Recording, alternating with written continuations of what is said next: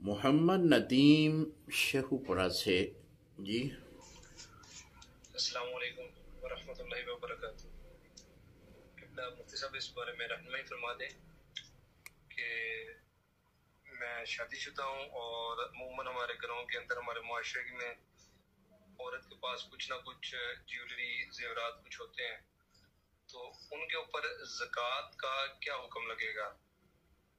इसके अंदर एक किबला थोड़ी सी कंफ्यूजन भी है कि ज्वेलरी के अंदर जो भी जेवरात हैं उसके ऊपर साल गुजरना शराइत वगैरह बताई जाती हैं, तो उसका कह लें कि किसी किस्म का भी साल के अंदर या 2 साल के अंदर जब से भी शादी तकरीबन 2.5 साल से हो गए हुए किसी किस्म की का इजाफा नहीं हुआ, तो 1 साल में ज़कात दूंगा, उसके बाद अगले साल फिर दूंगा, या क्या तरतीब इस तरह की बनेगी, क्योंकि किसी साल भी उसके अंदर इजाफा तो हो नहीं रहा, उल्टा 1-2 चीज गुम हुई है, तो इस तरह करके कह लें कि कम हुई है, तो बाकी निसाब की क्या सूरत हाल उस हवाले से होगी। अस्सलाम वालेकुम रहमतुल्लाहि व बरकातुहू।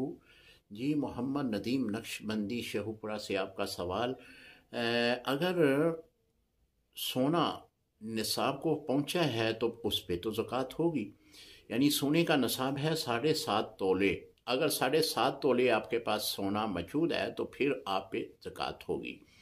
अगर 7.5 तोले सोना से कम है, मिसाल के तौर पे 3 तोले है, 5 तोले है, और उसके साथ कोई चांदी भी है या फिर उसके साथ कोई नगद रकम भी मौजूद है या कोई माल तजारत मौजूद है, तो फिर ये निसाब जो है वो 52.5 तोले चांदी पे आ जाएगा।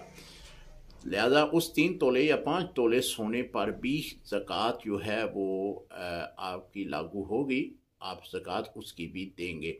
हाँ, अगर सिर्फ सोना ही है, सोने के अलावा कोई और चीज़ नहीं है, ना चांदी है ना नगद रकम है, तो चूँकि सोने का निसाब 7.5 तोले है, 7.5 तोले होगा तो फिर आप पे ज़कात होगी। रही बात कि वो सोने का इजाफा नहीं हुआ, जी इजाफा हो या ना हो, अगर आप साहिब निसाब हैं तो उस सोने से ज़कात देंगे, अगर साहिब निसाब नहीं है तो फिर सोने पे ज़कात नहीं बनती।